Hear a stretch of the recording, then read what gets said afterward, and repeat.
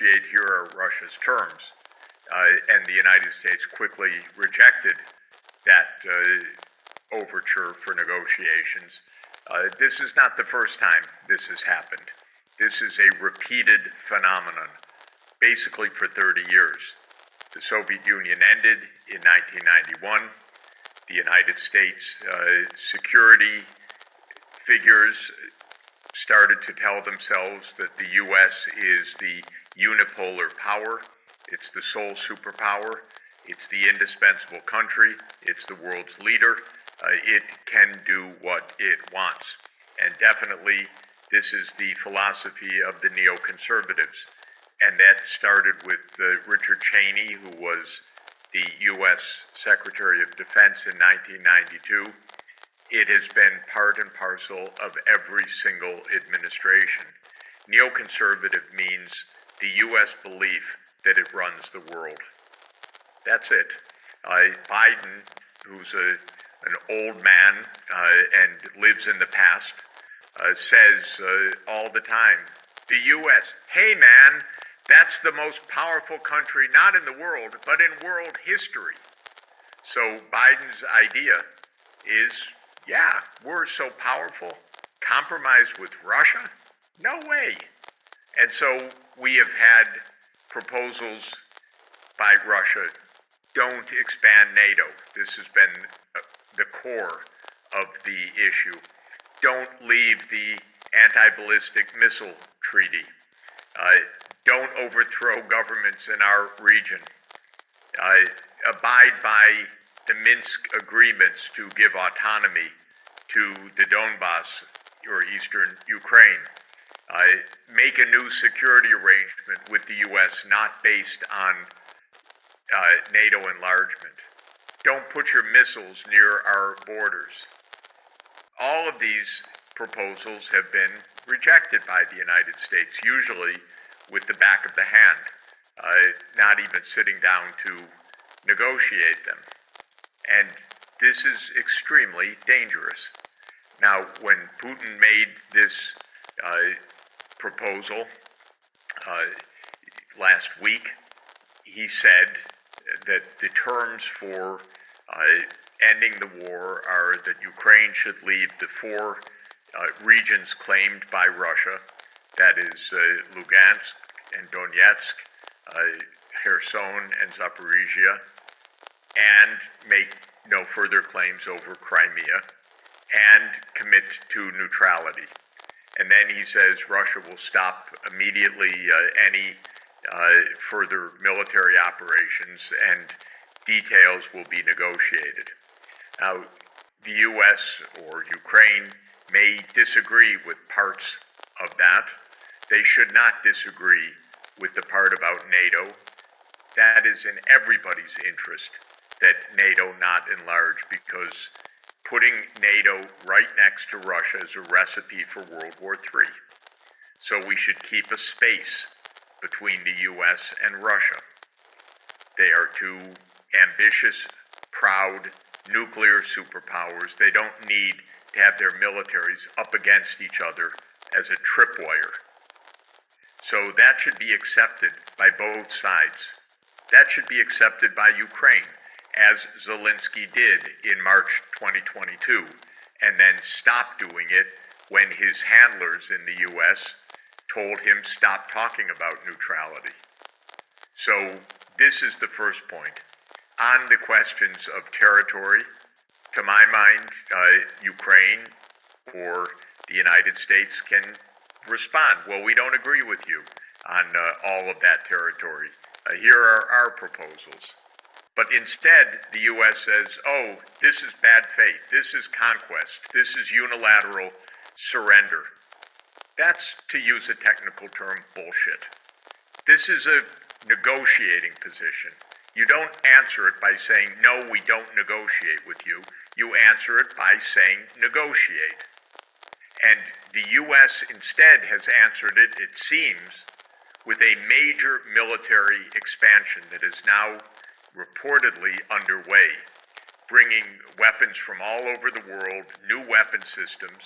We know Ukrainians are being dragged off the street physically. The jails are being emptied to send prisoners to the front lines to die almost instantaneously right now. None of this is necessarily supported by the Ukrainian people. The country is under dictatorship and martial law, period.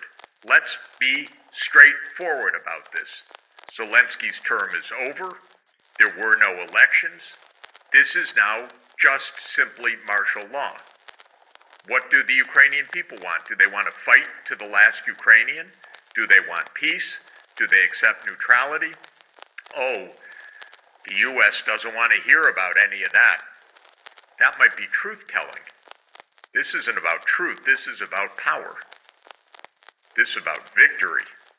And so this is where we are. It's very alarming because we're going to enter right now a new phase of military escalation. It's going to take us closer to a nuclear conflict. There's no way it's going to save Ukraine. Because if these fools in the West would get it through their heads, Russia is not going to allow NATO to expand to Ukraine, and it will escalate, including to nuclear war, if that's what it takes. And what they say is, oh, no, I don't think so. Well, stop gambling with my life and with our lives. You don't think so. What do you know? The people that run the show in Washington or London or Brussels have not proved to be very smart, have they? So I don't want them gambling with the world's survival. I want them to negotiate. When you look at the president of Serbia recently in an interview, he said that in 3 to 4 months we're going to have a world war. And Orban in Hungary is talking about that NATO is preparing to fight Russia. How do you find these type of comments? Do they know anything behind the scene that we are not aware of? They know what is being said but not being reported. They know that NATO is putting in thousands of personnel, most likely, into Ukraine.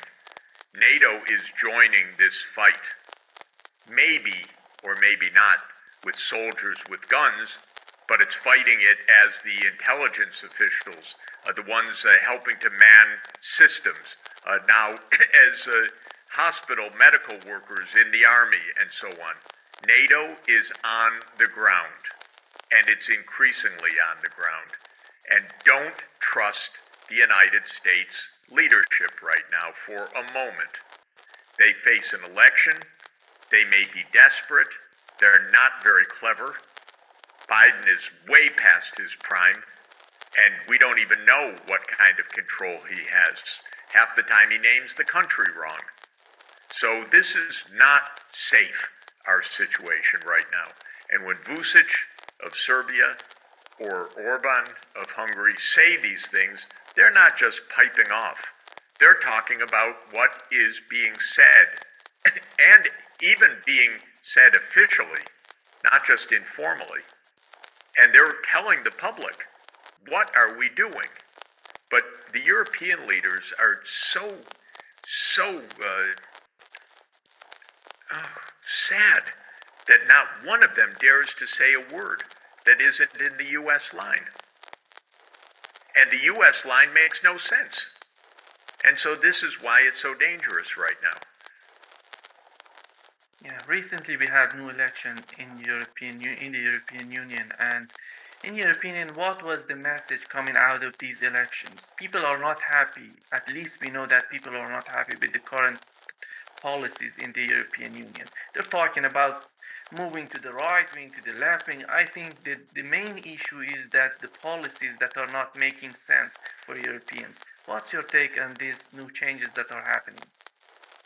First of all, I don't even know what far right means in this public debate right now. Much of the so-called far right wants to stop the war. It used to be far right was militaristic. Now that's the Greens.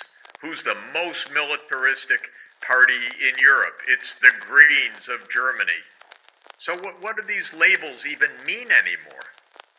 They make no sense. So what we know, and I follow the opinion polls closely. For instance, people can look up Morning Consult, which runs approval ratings of European leaders. Almost nobody in Europe has any public support beyond a small amount. In Germany, Scholz's support is low 20s. Macron, 20s. Opposition, much higher. These are unpopular politicians. In my view, they're unpopular politicians because they're talking about war. They have led Europe into an economic stagnation and high inflation, which is directly the outcome of the Ukraine war. They talk about increasing military spending and the coming need to fight Russia. Well, I don't think the public finds much confidence in these leaders. This makes no sense. By the way, it does make no sense. Russia's not going to invade Europe. Russia is objecting to NATO coming into Ukraine. Why is that so hard for Scholz or Macron or Biden to understand? Why is it so hard for our mainstream media to tell the truth on this? The truth is simple, straightforward, endlessly repeated. Even Secretary General Stoltenberg of NATO said, this is a war over NATO enlargement. Zelensky's own negotiator, David Sachs, said what Russia really wanted was neutrality. That was the point of the negotiations back in 2022. So what is wrong with us that we can't have an honest debate about this? And then I was told by an otherwise intelligent people, oh, Ukraine should have the right to choose its military alliance. But you know what? Russia has the right to say to the U.S., don't put your bases on our border. Just like the United States says to Russia, don't put your bases on our border. But the U.S. doesn't believe in consistency. The U.S. believes in power. So don't do as we do as we say. This is what can get us all killed. All this hypocrisy. The U.S. should reflect. Would it be fine if Mexico invites China to have military bases on the Rio Grande, on the border with the United States? If the U.S. would say so, let's hear it. Let's hear Washington say, yeah, anyone can choose. Venezuela, Cuba, Mexico, no problem. Anyway, the U.S. will never say that. We've had the Monroe Doctrine for 201 years, since 1823. It says to the rest of the world, keep out of the Americas, not even up to our border. Keep out of the Americas. That's how arrogant the United States was even in 1823. It says this region, this whole hemisphere is none of your business. You keep out. But then when we want to meddle right up to Russia's border, that's just fine. That's freedom. Come on. Again, this is bullshit. We need to get serious to stop the escalation of the war. Yeah. Two other points in the Putin's preconditions was he said that he's willing to negotiate on the basis of what they've been negotiating in Istanbul in 2022. And the other point would be that he said as time goes by, these conditions are so fluid that they're going to change. And when it comes to the West, we know that as time goes by, Ukraine gonna lose more territory. And the question is why they're not considering any sort of negotiation. Do you think the question, what comes to my mind is Zelensky, it seems that he's continuing in his position under the martial law. And European leaders are not in a good position considering the new elections. They don't have any sort of majority support in the European Union. Biden, for the sake of 2024, he's willing to continue this conflict. I don't know what he's going to do. He's going to hand it over to the next president of the United States. It's his agenda what he's going to do with the conflict. It seems that nobody's in favor of any sort of peace, any sort of political settlement in Ukraine.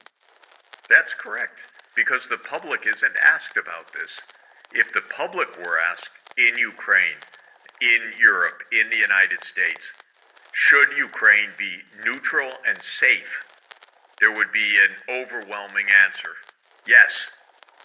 But this is not what's being asked, because the public has no say in any of this. Nothing's being explained honestly. Ukraine is under martial law, as you said. The Ukrainian people aren't being asked. I watch pictures. I find them tragic, of people running for their lives from the conscription officers. They're being dragged into cars. They're being given a gun and then told to go storm a Russian location and then dying within a few days. They're being dragged off the streets to die. And that's Western policy. That's the so-called policy of fighting to the last Ukrainian. Now the Ukrainians have formally asked Europe, return Ukrainians that are in Western Europe so that they can be conscripted and go to the front line. Are we just a war machine? Is this just red meat for the front line? We'll see how Europe behaves. But so far, Europe has done whatever the U.S. has said. That's the bottom line of Europe. Whatever the U.S. says. But the U.S. leadership is completely irresponsible. And it is weak, and it has no strategy. And it's trying to get to past the next election, which is in November. And so they don't want anything embarrassing to Biden until then. It's not about Ukraine, it's about Biden's re-election. So everybody's quiet, except the guns, which now continue to escalate. It is a dramatic situation. But considering the recent election in the European Union, do you think that these people who are hoping to make some sort of changes in terms of their leaders in Europe, are they gonna get it, or are they gonna have a Meloni type leader that is so much in line with what's going on right now in Ukraine? Well, we don't know, but one of the rumors last week was that the Prime Minister of Estonia, Kaja Kallas, would become the High Representative for External Relations. Now, she's one of the most aggressively Russophobic politicians in the world. She speaks hate about Russia. And if that's the External Affairs Commissioner of the new commission, well, what could one say? It's a shame for me. I helped her father, who was central bank governor in Estonia, to introduce the Estonian kroon. It was a very successful operation that I helped to advise on. And her father's I like him very much. But I don't like Russophobia because it is arrogant, it is uncalled for, and it is dangerous. It's a matter of talking and settling issues that we need, not this kind of hate about Russia and Russian culture and this essentializing Russia. Oh, that's always a violent state. Well, that's baloney. The United States and the British Empire have been violent states. Germany has its Nazi period.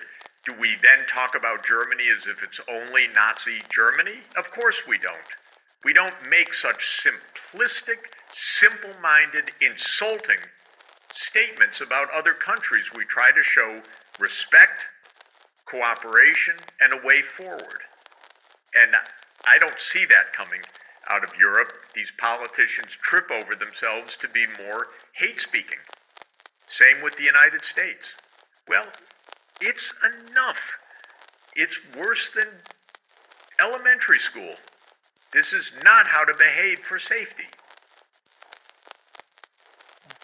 Yesterday, Stoltenberg said that China must stop supporting Russia in this conflict, and we're gonna punish China if they don't do that. In your opinion, with we've seen in recent months that Janet Yellen, where she went to China, we had Anthony Blinken, we had Olaf Scholz, and we had Putin's visit to China that was so important. How do you find right now the relationship between China and Russia?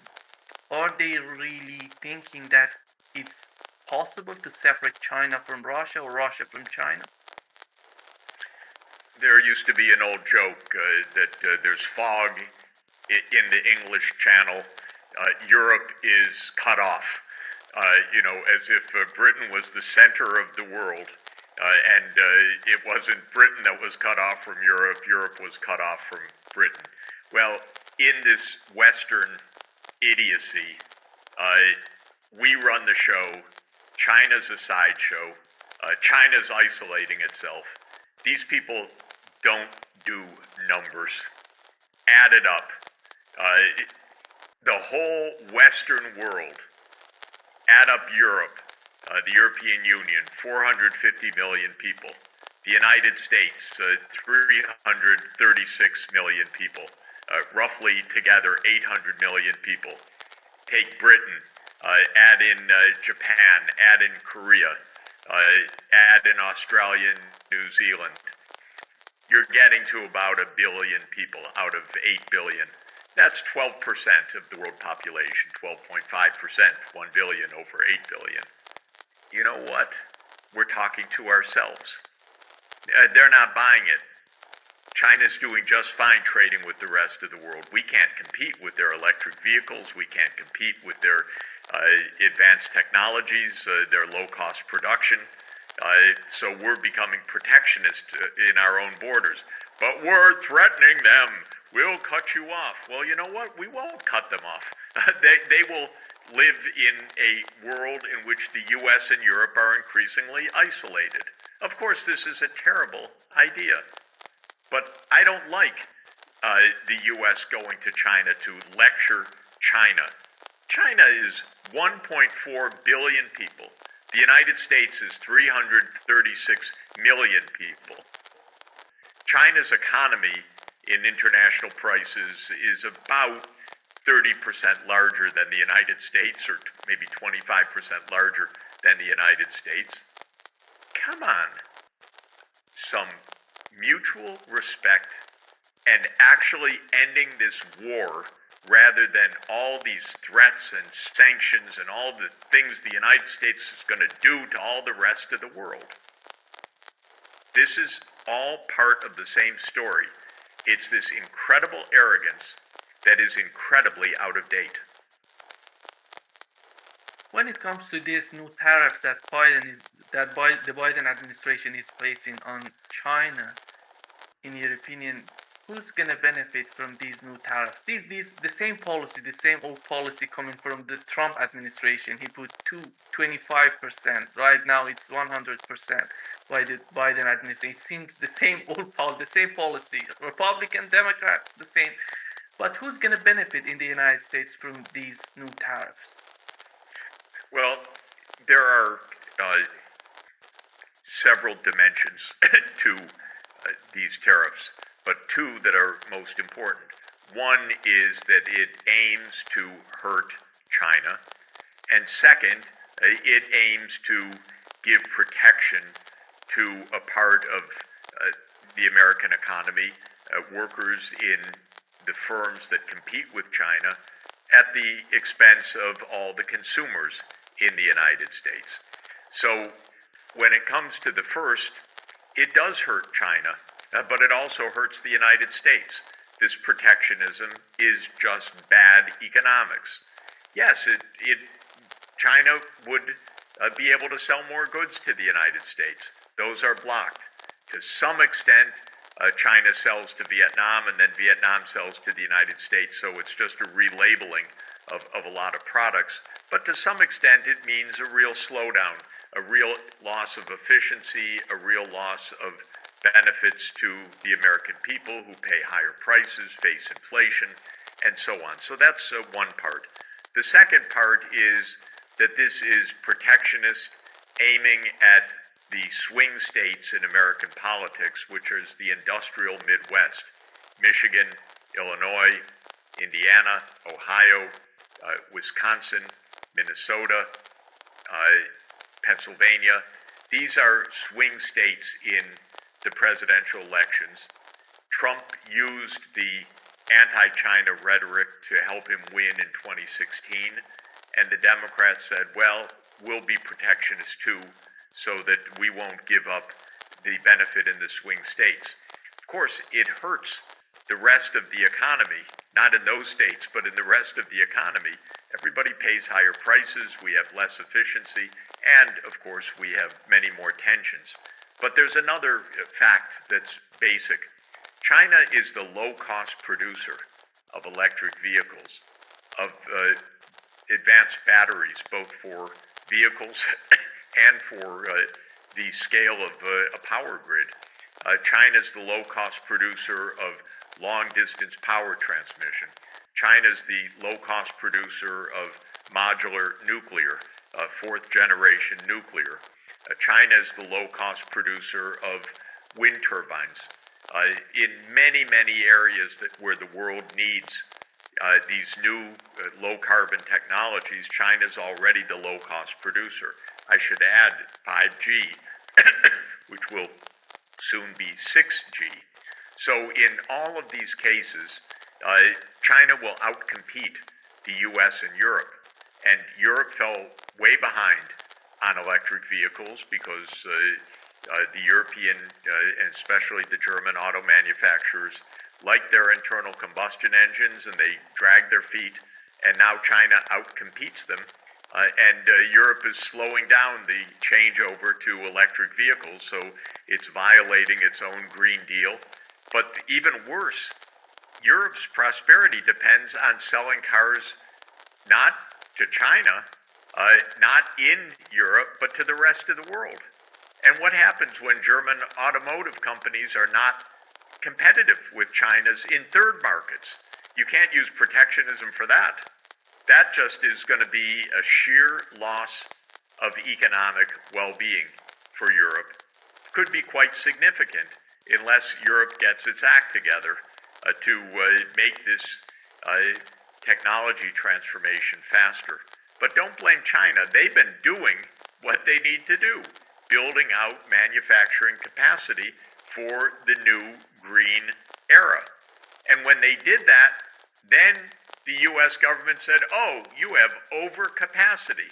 Isn't that absurd? When we're trying to move to a new green economy, China makes some important steps, and then the US accuses it of overcapacity? Shame. Allowing the Ukrainians to use Western weapons to attack targets within Russia. What do you think? Where is the red line of Vladimir Putin? Well, the red line is a strategic threat. And President Putin was very explicit about that last week. He said, if we have long-range missiles striking in the inside of Russia, that means Western space surveillance, Western programming of these missiles. That means that that's an attack by the United States, essentially, on Russia. If it's Ukrainians sending in drones, we don't like it, and we're going to hit back. But if it's the United States using its space technology, its advanced digital technologies, attacking missiles or Taurus missiles, it's all the same, basically. This is Western alliance technology that is strategic, that threatens a first strike attack, nuclear attack. That's a red line for us. President Putin wasn't even vague about that and spelled it out quite explicitly, quite formally. If you need programming from satellites, if you try to take out our early warning systems, which, there were 2 attacks against Russian radar that are explicitly... They tried it. Yes. Now, I think the key for the West, so-called, and the West is, just a very small group of people. We don't mean the public, but the thing for the public to understand, and for the West to understand, if you will, and for our leaders to understand, the Ukrainian leaders will have no self-control at all. For them, hit anywhere, raise it to World War III, for them, that makes sense. That's true of the Baltic states also. Surprise, it's not really true, but that's how these leaders think. Raise any level of rhetoric, be as obnoxious as possible. Say Russia, to hear the Estonian leaders say Russia should become smaller states, or Latvian leader, Russia must be defeated. Are you kidding? These are coming. But why are they saying that? Because they want to draw the U.S. into a larger conflict, defeat Russia. This is completely reckless. And the point is, these countries don't have any self-control. It's like Israel too. They will never self-limit because they think they can provoke the United States into backing them with a full nuclear arsenal. But this is a kind of insanity. And this is why the job of the U.S. president is so essential. The job of a U.S. president is to put a foot on the brakes. That's the job. And is the situation more dangerous than in 1962 in the Cuban Missile Crisis right now? It is approaching comparability. I would say during that crisis, that was the height that we've ever had of nuclear risk. People don't know the story by and large, but even after Kennedy and Khrushchev had negotiated, and this is very important, negotiated a peaceful outcome that saved the world, a disabled nuclear sub almost launched a nuclear tip torpedo that would have led to nuclear war, even without the leaders of the two countries provoking it or approving it. You see, we live in a world where there are field forces, there are field commanders, there are generals, there are hotheads, there are all sorts of people in this world, and we need to stay far away from the red lines of the others. This is the main point. This is the perfect vocation for Ukraine. Be neutral. Stay safe, be neutral, and keep the U.S. and Russia apart from each other. Of course, the United States hates the idea of neutrality. This is the basic problem. The U.S. says you're either with us or you're against us. The whole idea of neutrality is against the U.S. doctrine. But how do you explain the behavior of the Europeans? I'm talking to a lot of politicians, former politicians, and they are crazed. They say they can't believe it. I mean, because Europe will be the battlefield of this confrontation. Europe, which has been destroyed twice in the last century, you can say, so to say, first politically and then really after the Second World War. We don't have to get into that. How do you explain the behavior of the European powers, France, Germany, Brussels? I mean, they're totally in line with this American foreign policy. What's happening in Europe?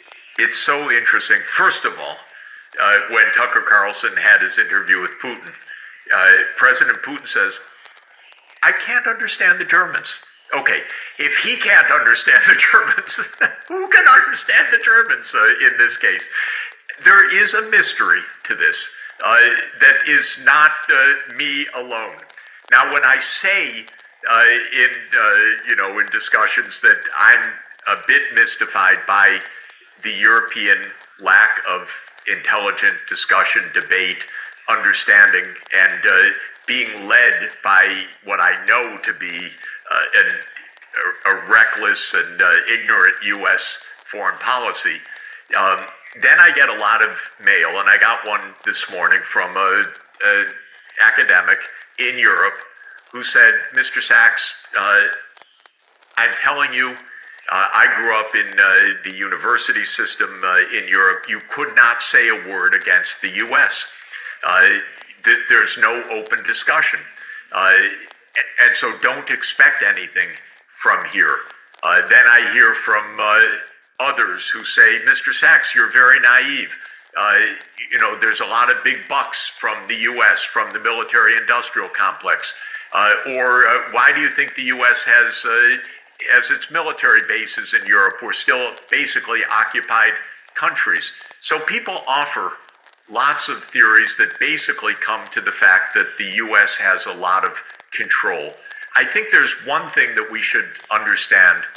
Of course, I don't understand it fully because by design it's hidden, but the the intelligence services play a huge role in foreign policy. Huge. The CIA is not an intelligence agency. It is probably the most important foreign policy institution in the United States. It's both an army, it's a foreign policy maker, and so on. When Congress comes to vote for more aid for Ukraine, it's the CIA director that, quote, explains the facts to the Speaker of the House. When you look at a meeting in the Situation Room in the White House, as there was a recent meeting, you see Burns talking. He's the CIA director talking, and the President of the United States listening. I don't think it's an accident.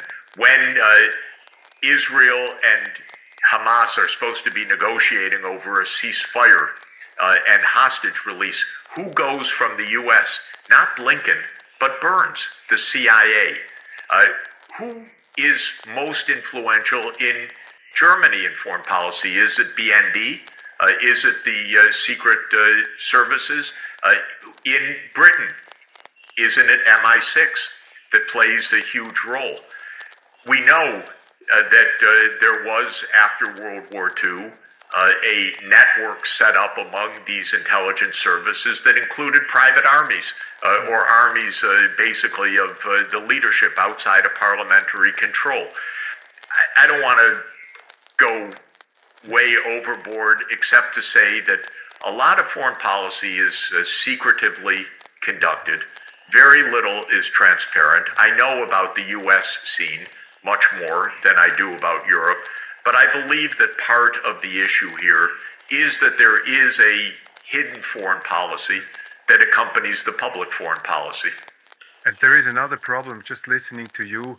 I mean, this is the revenge, you can say, of the total neglect of the armed forces within Europe. I mean, many politicians start to realize that they don't have anything. They always depended on the United States, that they will send the cavalry if the heat goes up, and now they have nothing in their hand. So they're totally powerless, and it's really interesting that within the last 20 years, the sovereignty of Europe has declined immensely. If you think that's exactly right to the Iraq War, at that time, Gerhard Schröder, Germany, and Chirac, they still had the guts and the spine to say no, we don't participate. Now, totally gone. But this is so true and so strange. I mean, van der Leyen is like a U.S. employee. She wouldn't utter a word. A word. I know it. I've seen some of this inside. It's amazing. It's like a wholly owned subsidiary of the United States. Interestingly, I agree completely with Macron that Europe needs strategic autonomy. But now he does the opposite. But then he does so reckless. It's just unbelievable, the improvisation. But I had a discussion with some people who were at the time involved in the Nord Stream, the buildup of the Nord Stream pipelines in Germany, politicians, ambassadors. And there is one thing I would be curious, what's your opinion? I mean, if you look from the national interest of the United States after the Second World War, I mean, they have fought the Second World War, they have been here, they have their troops here, they have their embassies here. And now they start to see that Germany is drifting towards Russia. There was this huge honeymoon in 2000, 2008, 2010, Putin and Schröder, close friends. You had the energy lines. And I started to think about the United States. How do they see this? That Germany, this hot bride, this rich bride, is drifting to the east. And then it's, geopolitical ice cold interest. The Americans don't want Russia, and Germany together because it's not in their interest. They don't want Europe slip under the control, you can say, of Russia. So isn't there a certain rationality on the side of the American aggressiveness in that sense? I think that this is exactly right. That the idea of Germany and Russia close together is against U.S.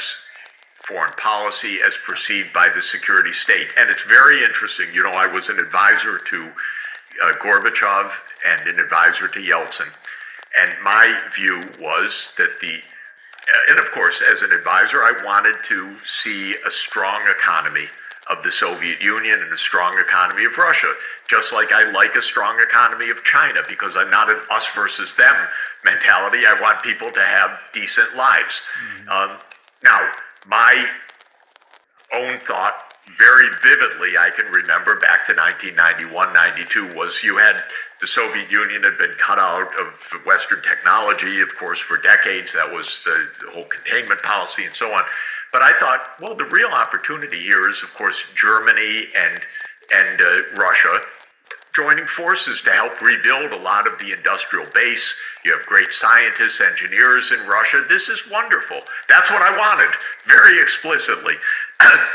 That's the natural way that this economic region would work. Excellent. Putting a border is completely contrary to economic interests, geopolitical, well, not geopolitical, but to safety, to peace. But that's what the U.S. idea is. So it comes back to the mystery, how does Germany let itself be so suborned in this? Because Germany wasn't looking to connect with Russia to take over the world. It was looking for a natural economic relations. But We what call did it the gravity model, by the way, in economics, that you trade with your neighbors. And who is the American politician who would accept this, you could say, natural development? Because you can argue Europe was, except in the Second World War, at the beginning of the Second World War, Europe was always well off when Germany and Russia went along and had a good cooperation. In 1939, it was not the case when Hitler and Stalin made this contract, of course, which is a huge drama. But are there American politicians who would accept that Germany and Russia and Europe and Russia had better relationship, not dominated by the United States, but just like as you described it? Are there politicians in the United States who would accept that, or is this No. totally against? No, everything? it's not even an issue of discussion or discourse, because the U.S., understand, is very narrow-minded. It was flattered in 1941 when Henry Luce, the publisher of Time, said, "This is the American century." Oh, Americans loved that phrase. This is our turn to lead the world. And we're essentially still in that mindset. And so American doctrine, grand strategy, if you want to use that phrase, is full spectrum dominance of the United States in every region of the world, including Europe, of course. And a close German-Russian economic cooperation is against that, actually. And so Nord Stream was the great bugbear of American politics all through the 2010s. When it was destroyed, it was the most predicted event imaginable, because the U.S. had said for a decade, "We'll never let it happen, we'll never let it happen, we'll never let it happen." So what you're saying is absolutely correct, but we don't even rise to that level of sophistication in American politics to be aware explicitly that that's a debatable issue, because the only debatable issue is full spectrum dominance of the United States. Now we're talking about, launching missiles inside of Russia. The Russians, again, showing incredible self-discipline in the face of all of this. And they're winning the war in Ukraine. I think this is now generally accepted outside, some cartoonish articles that you still sometimes find in parts of the British media. Are we going to go on escalating? What is the point where we stop? Is it? Are we going to stop at nuclear weapons? I mean, where are we going to stop? Because for the moment, actually, despite all that we've been saying, I think the Russians have shown incredible ability to absorb our provocations and to keep up their side, what they want to do. But we are escalating continuously. Putin has talked about unending escalation. Is there a point where this escalation stops? Given that people in the West are now talking about the war in Ukraine, crazily, in existentialist terms. The West is apparently now at risk if Kiev falls. Yeah, I think you've been making the point completely correctly, both of you, that there has not been one point where the West has stopped an escalation that it promised not to take. And the most recent, of course, is this rather pitiful debate, can NATO weapons be used to hit inside Russia? And every single line that's been drawn on which missile systems, which weapon systems, and so forth, the boots on the ground now with Macron, and completely out of line of any sense, sending the French troops formally. There hasn't been a line where we have said, well, we said we wouldn't do it and we're not going to do it. That is the point up until now. The escalation has continued because the dominant drama is we cannot be stopped from our purpose. Our purpose is Ukraine in our territory, NATO in Ukraine. We can't concede that because then the whole world, the whole house of cards falls down, is the idea. So it's a kind of domino theory, the theory we can't stop in Vietnam because then the whole free world will collapse. It was nonsense then, nonsense now. I always like to refer to the Battle of Teutoburg Forest, AD 9, when the Romans learned that they had a limit. The limit was Germania, it was the Rhine.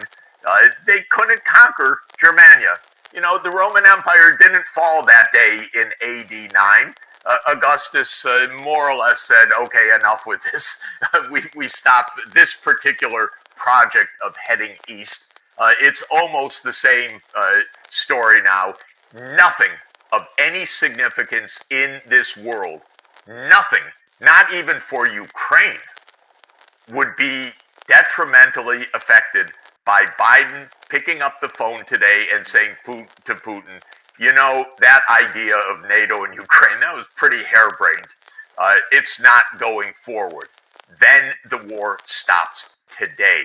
Yeah, there's some details, but this is the essence of it from the start. From the start. From 30 years or 60 years ago, depending on when you want to date this particular misadventure.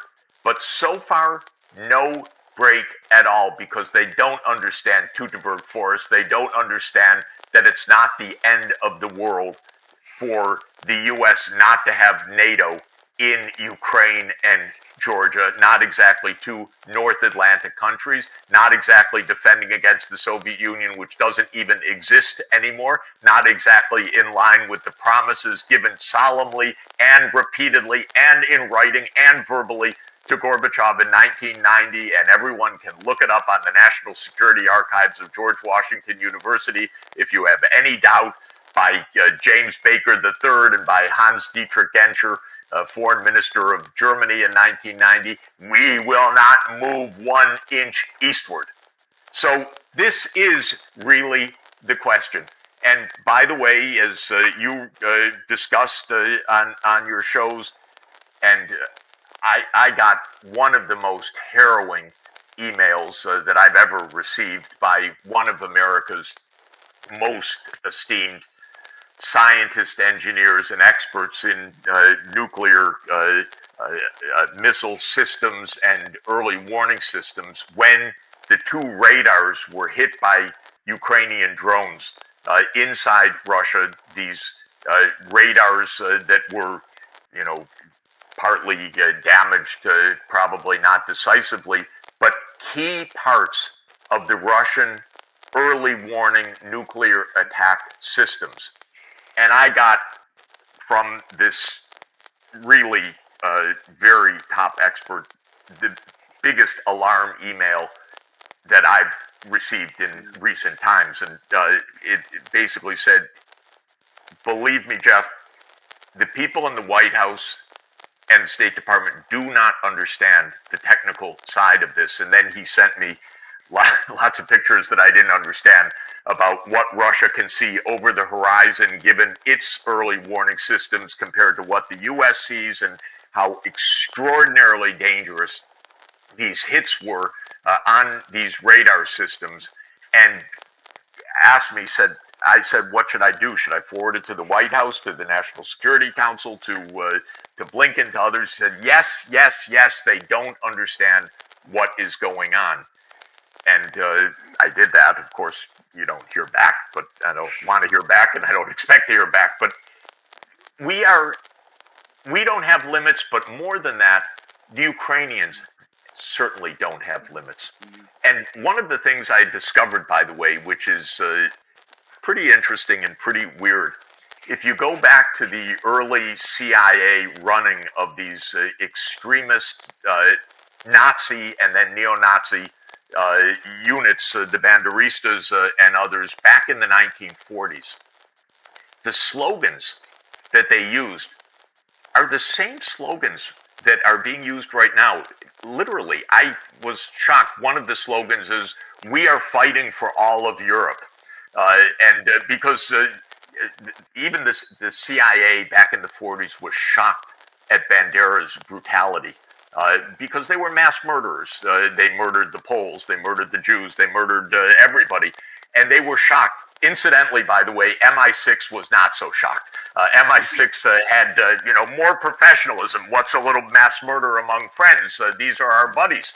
The United States, the CIA was a little bit more reserved. Are these really our friends? But the slogans that were being used, we're fighting for your freedom, we're fighting for Europe, they're really recycled, some of them. It's worth a historian actually doing this, because some of these slogans never really go away. Absolutely.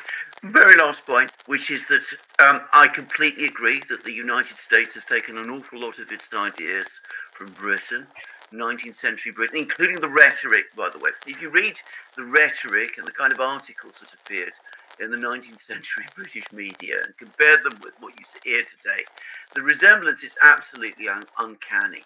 But the British did have limits. They did understand that sometimes it made sense to retreat.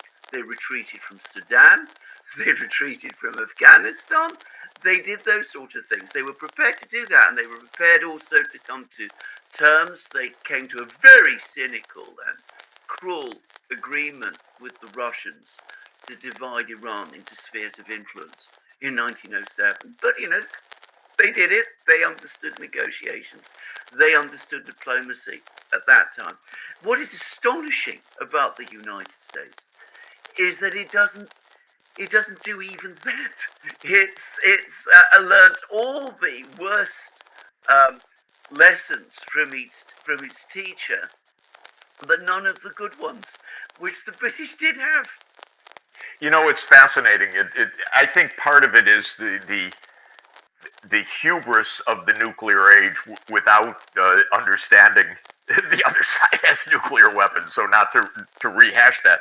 But the mindset in 1992, or the mindset of the Project for a New American Century at the end of the 1990s, that there's never been a power like the United States in history. So don't tell us about Teutoburg Forest, Roman Empire. What are they? They're nothing compared to what we are. So the hubris of it is something absolutely shocking. What also is interesting, we have our as you've discussed and we've discussed together, we have our neocon family, the Kagan family. This is Kagan, Robert Kagan, and Victoria Nuland, and the Frederick Kagan and American Enterprise Institute and the Institute for the Study of War. It's a family that has been the family of the military-industrial complex. The daddy was a professor at Yale, and the kids are the neocons.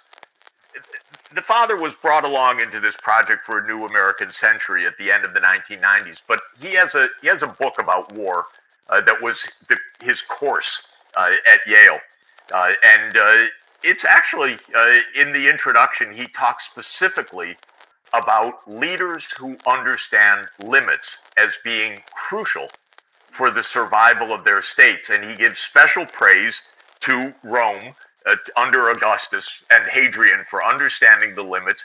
He gives special praise to Bismarck for understanding that Germany didn't need colonies, Germany didn't need an arms race with Britain, and he talks about the excesses that then go on when these breaks are degraded. And you get the megalomaniacs or the drifters or the mentally incompetent or whatever it is in power. And the kids don't understand the dad because he actually studied wars and he said limits. He was not in favor of all these wars. So it's very, very interesting. But we've lost it right now, and I keep thinking naively, well, the break will come from Europe, but no, okay, I'm being disabused of that. The break is not going to come from inside the United States anytime soon. We are probably in this extraordinarily dangerous, fraught situation where at least some rational people who can make calculations will have to somehow tell their bosses, stop. We actually cannot do what we're saying we're doing. And maybe the steady hand of, or maybe the countervailing pressure of the BRICS or the 150 countries in the UN that are not exactly in favor of this Western adventurism, somehow this will be our lucky moment that a break is put on. Basically, it started very simply, which is that the United States government, let's not call it the U.S. people, they had nothing to do with this, but the U.S. government said, we're going to put Ukraine on our side, and we're going to go right up to that 2,100-kilometer border with Russia, and we're going to put our troops and NATO and maybe missiles, whatever we want, because we are the sole superpower of the world, and we do what we want.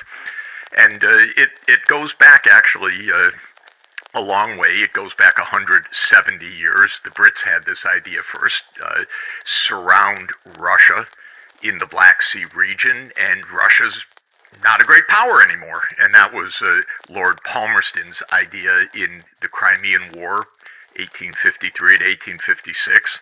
And the Brits taught us what we know about empire.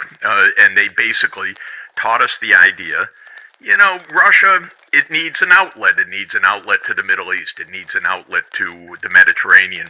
You surround Russia in the Black Sea, you have rendered Russia a second or third-rate country.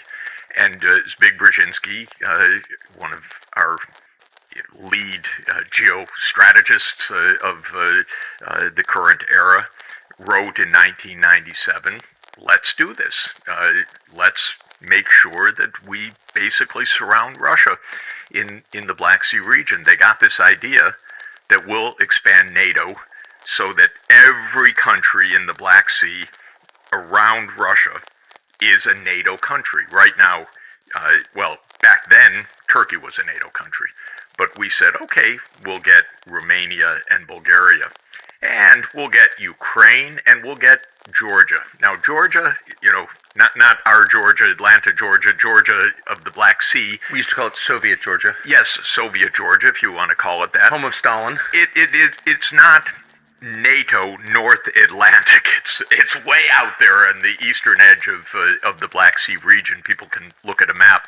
But we said, yeah, we'll make Georgia part of NATO too. And the reason was very clear, and Zbig was very explicit about it, that this is our way to basically dominate Eurasia. If we can dominate the Black Sea region, then Russia's nothing. If we make Russia nothing, then we can basically control Eurasia, meaning all the way from Europe to Central Asia, and through our influence in East Asia, do the same thing. And that's American unipolarity. We run the world. We are the hegemon. We are the sole superpower. We are unchallenged. So that's the idea. But why would you want that? Why would the Brits want that? Why does the U.S. State Department want that? What about Russia, which is not actually much of an expansionist power, is so threatening? Like it's not about Russia. It's about the U.S. It's about Britain before that. I think it's a little bit like that old game of Risk. I don't know if you played that as a kid, but the idea was have your piece on every place in the world. You know, that was the game. And you read the American strategists, whether it's Zbig Brzezinski, although he's a very moderate, or the neocons who have run U.S. foreign policy for the last 30 years, the neocons are very explicit. The U.S. must be the unchallenged superpower in every place in the world, in every region. We must dominate. It's quite a load for us American people. What they say is we are going to be the constabulary duty holder. What fancy word for saying we'll be the world's policeman. They say it explicitly. They say that's lots of wars. We have to be ready for all these wars. To my mind, it's a little crazy. But their idea was, after the end of the Soviet Union, well, now we run the world.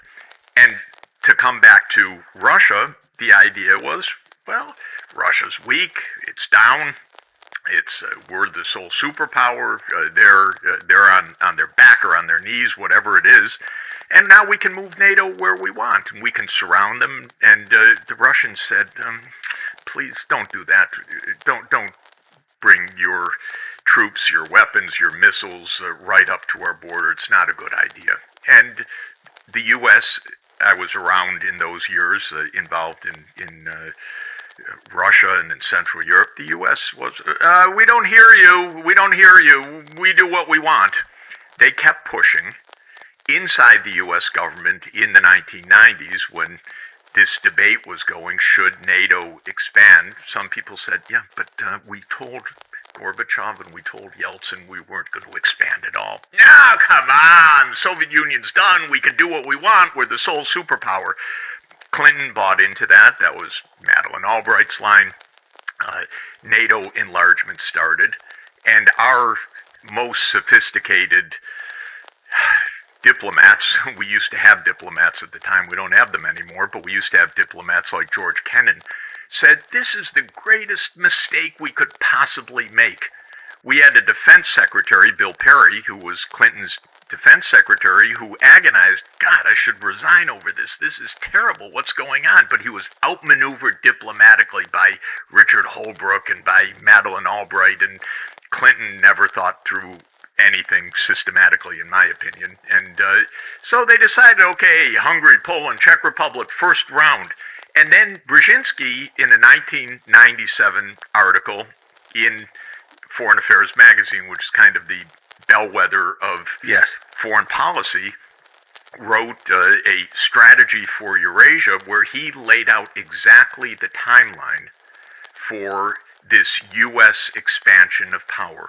And he said late 1990s, we'll take in Central Europe, Hungary, Poland, Czech Republic. By the early 2000s, we'll take in the Baltic states. Now that's getting close to Russia.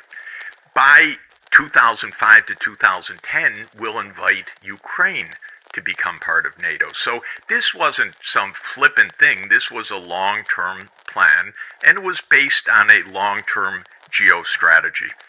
Now the Russians are saying, are you kidding? We wanted peace.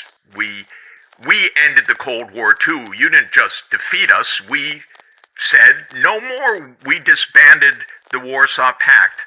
We wanted peace. We wanted cooperation. You call it victory. We just wanted to cooperate. I know that for a fact because I was there in those years.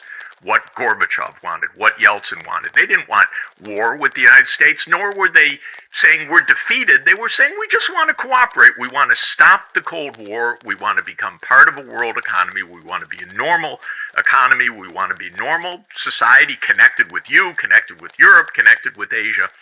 And the U.S. said, we get it, we won, you do everything we say, and we determine how the pieces are going to go. So, in the early 2000s, Putin comes in.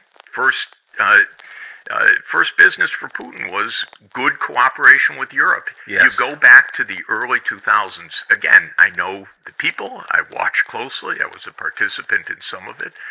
Putin was completely pro-Europe. Yes. And pro-U.S., by the way. I know.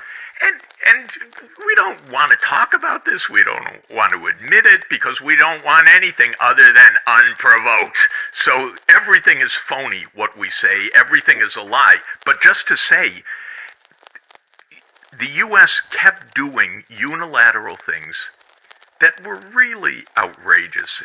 In 1999, we bombed Belgrade for 78 days. Bad move. Absolutely. We bombed a capital of Europe for 78 days.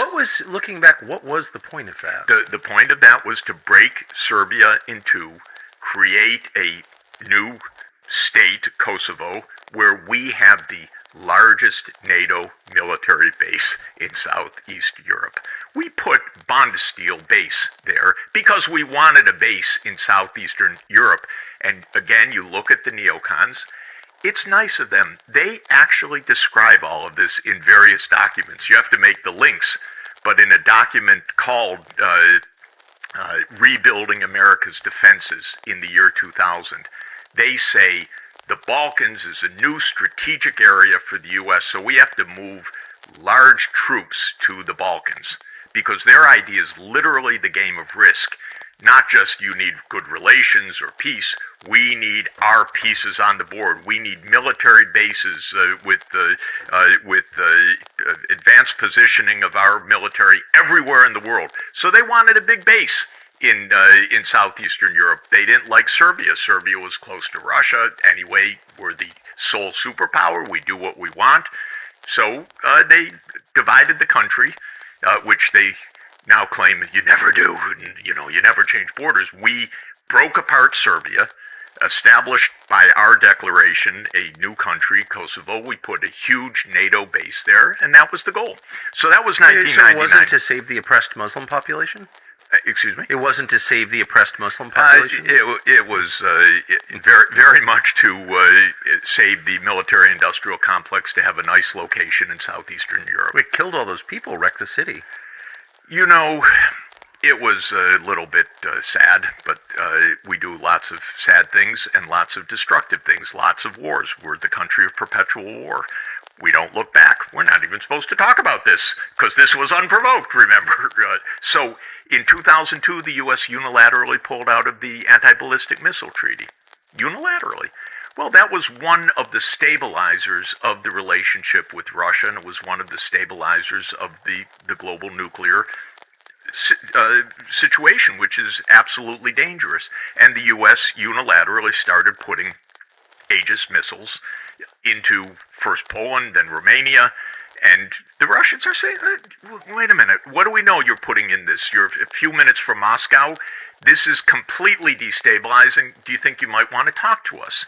So then comes 2004, 7 more countries in NATO: Latvia, Lithuania, Estonia, Romania, Bulgaria, Slovakia, and Slovenia.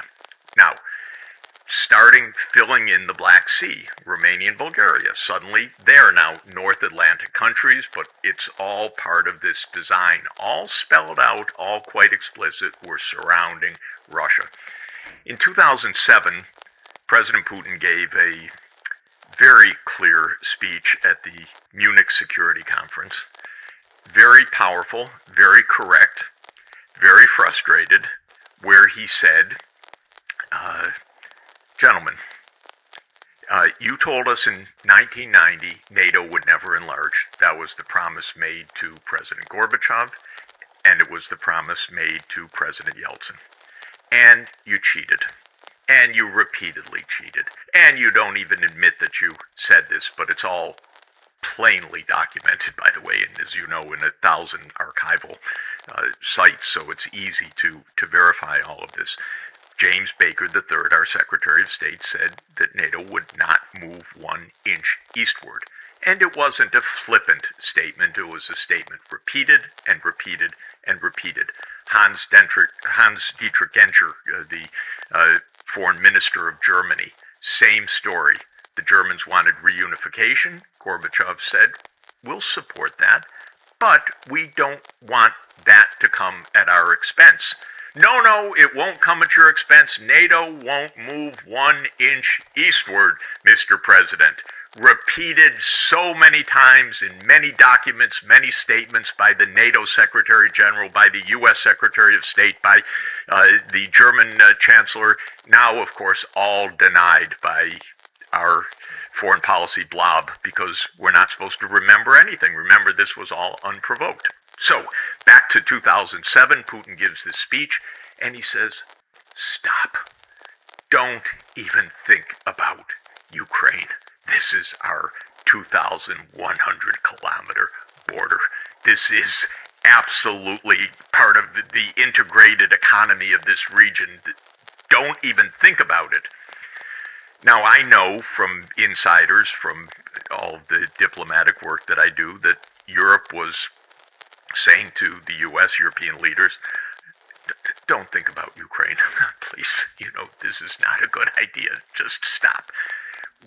We know from our current CIA director, Bill Burns, that he wrote a very eloquent, impassioned, articulate, clear, secret, as usual, memo, which we only got to see because WikiLeaks showed to the American people what maybe we would like to know once in a while, but we're never told. Like what our government's doing. What they're doing and how they're putting us at nuclear risk and other things.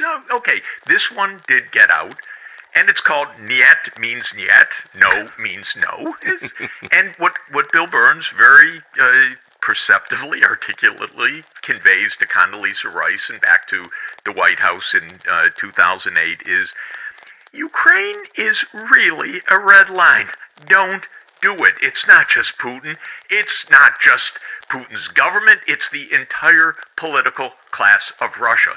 And just to help all of us as we think about it, it is exactly as if Mexico said, we think it would be great to have Chinese military bases on the Rio Grande. We can't see why the U.S. would have any problem with that. Of course, we would go completely insane. And we should. And we should, of course. The whole idea is so absurdly dangerous and reckless that you can't even imagine grown-ups doing this. So what happens is, for what I'm told by European leaders, and by long, detailed discussion, Bush Jr. says to them, no, it's okay. Don't worry, I hear you about Ukraine. And then he goes off for the Christmas holidays and comes back, whether it's Cheney, whether it's Bush, whatever it is, says, NATO's going to enlarge to Ukraine. And the Europeans are shocked, pissed. Bima apain HP-nya ini Bima? Ini kenapa bisa loading terus dia m-bankingnya? Kok nggak tahu Mima apain tadi malam ini? Nanti Mima apa nggak upgrade iOS gak? दोस्तों अगर आप video को speed बढ़ाना चाहते हैं या घटाना चाहते हैं, या वीडियो की आपने बहुत सारी वीडियो में देखा होगा कि जिसमें लोग वीडियो की स्पीड बढ़ा देते हैं या बिल्कुल ही वीडियो को स्लो कर देते हैं, तो आज इस वीडियो में मैं आपको यही सिखाऊंगा। आपने वीडियो पर बने रहना है ताकि आपको मैं बहुत ही अच्छी तरीके से सिखा पाऊँ, और एक बार अगर आप ये वीडियो देख लोगे तो आप बहुत ही अच्छी तरीके से वीडियो को ویڈیو میں وہ سب کچھ کر سکتے جو میں آپ کو بتاؤں گا. اور اسی وجہ اگر آپ کو ویڈیو اچھی لگے تو آپ نے ویڈیو کو لائک کر دینا ہے اور چینل کو سبسکرائب کر دینا ہے جس سے کہ آپ کو ویڈیو پوری اگر دوستو آپ یہ ویڈیو پوری دیکھ لیتے تو آپ کسی بھی ویڈیو کی سپیڈ بڑھا یا گھٹا سکو گے. تو آپ نے ویڈیو پر بنے رہنا ہے تاکہ میں آپ کو اچھے طریقے سے ویڈیو میں جو ویڈیو کو اگر آپ سپیڈ بڑھانا چاہتے ہیں گھٹانا چاہتے ہیں آپ اچھی طرح سے کہیں ماسٹر کو سیکھ سکو. دوستو اس ویڈیو میں آپ کو سکھاؤں گا کہ آپ ویڈیو کی سپیڈ کم یا زیادہ کیسے کر سکتے ہیں. دوستو بہت سارے لوگ ایسے ہوتے ہیں جو کہ ویڈیو کی سپیڈ بہت زیادہ ہو جاتی ہے تو وہ بہت کم کرنا چاہتے ہیں اور اگر بہت کم ہے تو بہت زیادہ کرنا چاہتے ہیں یا نارمل کرنا چاہتے ہیں. دوستو اس ویڈیو میں آپ کو اچھی طرح تو آپ نے بہت ہی اچھی طریقے سے اس ویڈیو میں تو چلتی ہے آپ کو میں دوستو اس کے لیے آپ نے کوئی سی بھی ویڈیو سلیکٹ کر لینی جیسے کہ میں ایک ویڈیو یہ سلیکٹ کر لیتا ہوں. دوستو یہ ایک ویڈیو ہے دوستو یہ تو آپ نے اس کو کیسے کرنا ہے تو آپ کو کیسے کرنا ہے اس کی ویڈیو کو. اس کے لیے دوستو آپ نے ویڈیو کو سلیکٹ کرنا ہے. سلیکٹ کرنے کے بعد دوستو اس سپیڈ کا آپشن ہوگا یہ